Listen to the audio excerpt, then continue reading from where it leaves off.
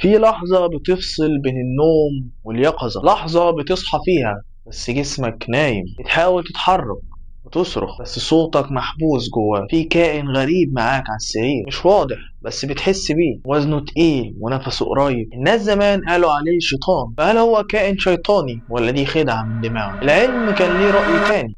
الجاثوم، الكابوس اللي بيصحى معاه. السؤال هنا، هل هو مجرد ظاهرة ولا دي حاجة فعلا بتزورك وانت نايم؟ خليك جاهز عشان اللي جاي ممكن يخلي نومك مختلف تماما.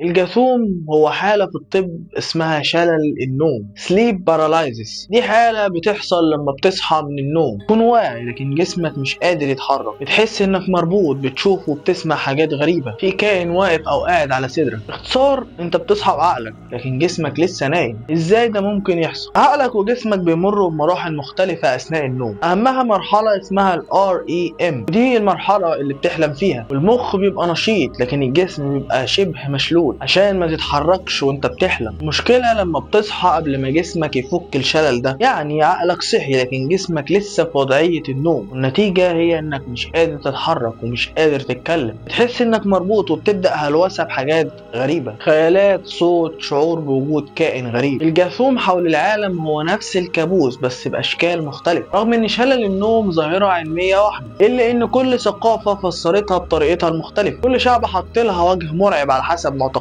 العالم العربي بيسميه الجاثوم، بيتقال انه جن او شيطان بيقعد على صدر الانسان، ناس بتقول لازم يترقى او يتقرا عليه قرآن عشان يطرد. اوروبا وخصوصا انجلترا كانوا بيسموه ذا نايت هاج او العجوزة الليلية، ست شريرة بتقعد على صدرك وانت نايم، وده اتوثق في لوحات وادب من القرن ال 18 زي لوحة ذا نايت مير الشهيرة. في اليابان اسمه هناك كاناشي باري، وبيعتقدوا ان الارواح الشريرة هي السبب او لعنة من شخص حاقد. لحد النهارده في ناس بيستعينوا برهبان بوذيين لعلاج. في غرب افريقيا في بعض القبائل بيعتقدوا ان الجاثوم هو روح شخص مات ولسه بيحاول يتواصل معاهم، او نوع من انواع السحر الاسود. امريكا الشماليه في المكسيك مثلا بيقولوا ان شيطان الليل هو اللي بيجي يربط الانسان اثناء نومه، بعضهم بيحط صليب او تمائم تحت المخده عشان يحمي نفسه. ايه الفكره من كل ده؟ ان الانسان بطبعه لما بيواجه حاجه مش مفهومه بيحاول يديها معنى، واحيانا المعنى ده بيكون مرعب اكتر من الحقيقه. الجميل ان نفس الظاهره اللي بيفسرها العلم على انها شلل مؤقت كانت زمان بتعتبر كائنات شريره بتطاردك في نومك. كل ثقافه رسمت الكابوس بطريقتها. طب هل الجاثوم خطر؟ لا مش خطر ابدا، هو مزعج ومخيف بس مش بيسيب ضرر جسدي او مرض نفسي، يعدي خلال ثواني او دقايق قليله حتى لو كان الموقف شكله مرعب. في شويه اسباب بتزود احتماليه حدوثه زي التغيير في مواعيد النوم واضطرابات زي النوم القهري. ليه الناس بتحس ان في عفريت؟ لان في لحظه الشلل دي المخ بيكون لسه نصه صاحي، بعض الاجزاء المسؤوله عن الحواس والخيال بتشتغل غلط، بيتهيأ لك ان في حد واقف، او حتى بتحس بوزن على صدرك، وده اسمه هلوسات النوم. وازاي تتعامل معاه؟ لو حصلت معاك حاول تهدى وما تقاومش، ركز على تحريك صوابعك او عينيك، اقرا اي ايه مريحه ليك او كرر كلمات تطمنك، ظبط مواعيد نومك وقلل القلق قبل النوم، واطمن دايما انه مش شيء خارق. دلوقتي بعد ما عرفت كل حاجه عن الجاسوم، السؤال الحقيقي مش هو ايه، السؤال هو ليه بيزورك انت؟ هل عشان جسمك منهك ولا عقلك مش مرتاح ولا في رساله بيحاول يوصلها ليك وانت نايم؟ يمكن الجاسوم مش مجرد ظاهره، يمكن هو مرايه تكشف لك انك محتاج تهدى او ترتاح او تفهم نفسك اكتر. في النهايه سواء شفته ككابوس او كتجربه في حياتك، الجاسوم هيفضل واحده من اكتر اللحظات المرعبه اللي ممكن تمر على انسان، بس لو فهمته هتقدر تنتصر عليه.